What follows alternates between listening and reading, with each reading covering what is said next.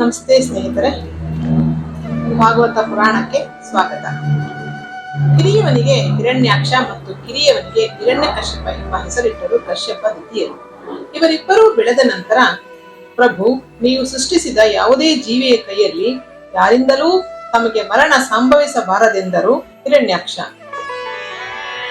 ಮನೆಯೊಳಗಾಗಲಿ ಹೊರಗಾಗಲಿ, ಹಗಲಲ್ಲಾಗಲಿ ರಾತ್ರಿಯಲ್ಲಾಗಲಿ, ಭೂಮಿಯ ಮೇಲಾಗಲಿ ಆಕಾಶದಿಂದಾಗಲಿ, ನೀವು ಸೃಷ್ಟಿಸಿದ ಯಾವುದೇ ಜೀವಿಯಿಂದಾಗಲಿ ಅಥವಾ ಯಾವುದೇ ಅಸ್ತ್ರದಿಂದಾಗಲಿ, ಮನುಷ್ಯನಿಂದಾಗಲಿ ಅಥವಾ ಯಾವುದೇ ಪ್ರಾಣಿಯಿಂದಾಗಲಿ, ದೇವರಿಂದಾಗಲಿ ಅಥವಾ ಅಸುರರಿಂದಾಗಲಿ, ಈ ಗ್ರಹದ ವಾಸಿಯಿಂದಾಗಲಿ ಅಥವಾ ಬೇರೆ ಇತರ ಗ್ರಹ ವಾಸಿಯಿಂದಾಗಲಿ ನಮಗೆ ಮರಣ ಸಂಭವಿಸಬಾರದೆಂದು ವರ ಕೇಳಿ ಪಡೆದ.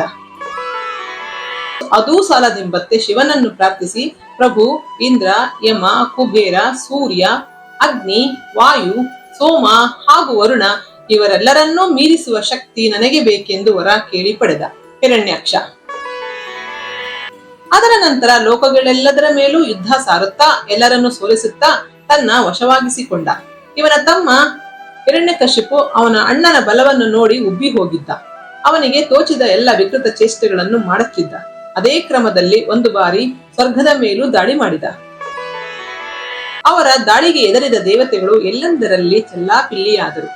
ಅಲ್ಲಿಂದ ಸಮುದ್ರದೊಳಗೆ ನುಗ್ಗಿ ಸಮುದ್ರ ದೇವರನ್ನು ಹಿಂಸಿಸಿ ವರುಣ ದೇವರ ಬಳಿ ಹೋಗಿ ತನ್ನೊಂದಿಗೆ ಯುದ್ಧ ಮಾಡಬೇಕೆಂದು ಹಿಂಸಿಸಿದ ಹಿರಣ್ಯಾಕ್ಷ. ಅದಕ್ಕೆ ವರುಣ ದೇವರು, ಹಿರಣ್ಯಾಕ್ಷ, ನಿನ್ನೊಂದಿಗೆ ನಾನು ಯುದ್ಧ ಮಾಡಿ ಗೆಲ್ಲಲಾರೆ. ಕೇವಲ ಶ್ರೀ ಮಹಾವಿಷ್ಣು ಮಾತ್ರವೇ ನಿನ್ನೊಂದಿಗೆ ಹೋರಾಡಿ ಜಯಿಸಬಲ್ಲರು. ನಿನಗೆ ಯುದ್ಧ ಬೇಕೆಂದರೆ ಹೋಗಿ ಅವರನ್ನೇ ಕೇಳೆಂದರು. ಇನ್ನು ಶ್ರೀ ಮಹಾವಿಷ್ಣುವನ್ನು ಎಷ್ಟೇ ಹುಡುಕಿದರೂ ಹಿರಣ್ಯಾಕ್ಷನ ಕಣ್ಣಿಗೆ ಅವರು ಕಾಣಲಿಲ್ಲ.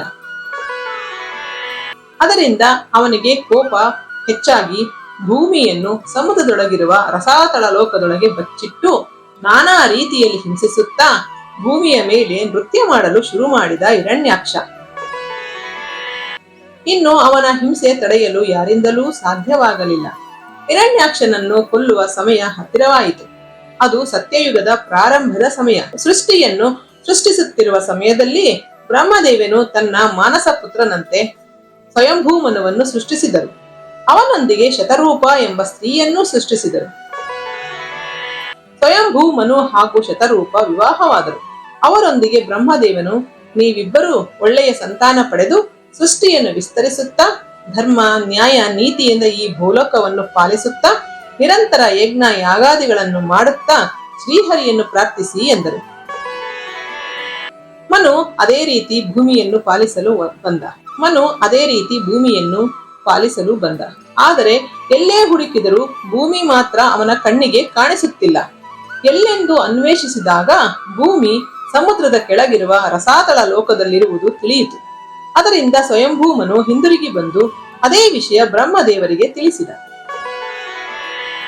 ಆಗ ಬ್ರಹ್ಮದೇವರು ಶ್ರೀ ಮಹಾವಿಷ್ಣುವನ್ನು ಪ್ರಾರ್ಥಿಸಿದರು. ಸ್ವಲ್ಪ ಕಾಲದ ಬಳಿಕ ಬ್ರಹ್ಮದೇವರ ಮೂಗಿನ ತುದಿಯಿಂದ ಚಿಕ್ಕ ವರಾಹ ಅಂದರೆ ಹಂದಿ ಕೆಳಗೆ ಜಾರಿತು. ನೋಡುತ್ತಿದ್ದಂತೆ ಅದೇ ಆಕಾರ ಆನೆಯಷ್ಟು ದೊಡ್ಡದಾಗಿ ಬೆಳೆದು ಆಗಸಕ್ಕೆ ಹಾರಿ ಎತ್ತರಕ್ಕೆ ಬೆಳೆದು ಭೀಕರವಾಗಿ ಗರ್ಜಿಸಿತು. ಆ ರೂಪವನ್ನು ನೋಡಿ ದೇವತೆಗಳು, ಸಪ್ತ ಋಷಿಗಳೆಲ್ಲಾ ಸಂತೋಷಿಸಿ ವರಾಹ ಸ್ವಾಮಿಯನ್ನು ಭಕ್ತಿಯಿಂದ ನಮಸ್ಕರಿಸಿ ಹಲವಾರು ಹೆಸರುಗಳಿಂದ ಪ್ರಾರ್ಥಿಸಿದರು. ಅಲ್ಲಿಂದ ವೇಗವಾಗಿ ಸಮುದ್ರದೊಳಗೆ ಹಾರಿದರು ವರಾಹ ಸ್ವಾಮಿ. ಅವರ ವೇಗಕ್ಕೆ ಸಮುದ್ರ ಆಗಸದೆತ್ತರಕ್ಕೆ ಹಾರಿ ಮತ್ತೆ ಯಥಾಜಾಗದಲ್ಲಿ ಬಿತ್ತು. ಅವರು ಮಾಡುತ್ತಿರುವ ಭಯಾನಕ ಶಬ್ದ 14 ಲೋಕಗಳಿಗೂ ಕೇಳಿಸುವಷ್ಟಿತ್ತು. ಕರುಣೆ ತೋರಿ ಪ್ರಭು ಎಂದು ಸಮುದ್ರ ದೇವರು ಕೈ ಜೋಡಿಸಿ ನಮಸ್ಕರಿಸಿ ಸಮುದ್ರ ದಾಳಕ್ಕೆ ವರಾಹ ಸ್ವಾಮಿಗೆ ದಾರಿ ಮಾಡಿಕೊಟ್ಟರು. ಅದೇ ವೇಗದಲ್ಲಿ ವರಾಹ ಸ್ವಾಮಿ ಸಮುದ್ರದೊಳಗಿರುವ ರಸಾತಳಕ್ಕೆ ಪ್ರವೇಶಿಸಿ ಭೂಮಿಯನ್ನು ತನ್ನ ಕೋರೆ ದಾಡಿಗಳಿಂದ ಮೇಲೆತ್ತಿದರು. ಇದನ್ನೆಲ್ಲ ನೋಡುತ್ತಿದ್ದ ಹಿರಣ್ಯಾಕ್ಷ ಕೋಪದಿಂದ ಕೂಗಾಡುತ್ತಾ ವರಾಹ ಸ್ವಾಮಿಯ ಮೇಲೆ ಎರಗಿದ. ಇನ್ನು ಇಬ್ಬರ ನಡುವೆ ಘೋರವಾದ ಯುದ್ಧ ಶುರುವಾಯಿತು. ಹೀಗೆ ಎಷ್ಟೇ ಹೊತ್ತಾದರೂ ಯಾರೂ ಸೋಲುತ್ತಿಲ್ಲ. ಆಗ ಬ್ರಹ್ಮದೇವರು, ವರಾಹಮೂರ್ತಿ, ಇನ್ನು ಸಂಜೆ ಮುಗಿಯುವ ಸಮಯ ಹತ್ತಿರವಾಗುತ್ತಿದೆ. ಕತ್ತಲಾದರೆ ರಾಕ್ಷಸರಿಗೆ ವಿಪರೀತವಾದ ಶಕ್ತಿ ಬರುತ್ತದೆ. ಈಗ ಅಭಿಜಿನ್ ಮುಹೂರ್ತ ನಡೆಯುತ್ತಿದೆ. ಇದೇ ಮುಹೂರ್ತದಲ್ಲೇ ಅವನನ್ನು ಸಂಹರಿಸೆಂದರು ಬ್ರಹ್ಮ. ಆಗ ವರಾಹಮೂರ್ತಿ ತನ್ನ ಸುದರ್ಶನ ಚಕ್ರ ಪ್ರಯೋಗಿಸಿ ಹಿರಣ್ಯಾಕ್ಷನನ್ನು ಸಂಹರಿಸಿ ಭೂದೇವಿಯನ್ನು ರಕ್ಷಿಸಿ ತನ್ನ ವರಾಹ ಅವತಾರವನ್ನು ಮುಗಿಸಿದರು. ಮುಂದಿನ ಎಪಿಸೋಡ್ನಲ್ಲಿ ಹಿರಣ್ಯಕಶಿಪುವಿನ ಕಥೆಯನ್ನು ತಿಳಿಯೋಣ.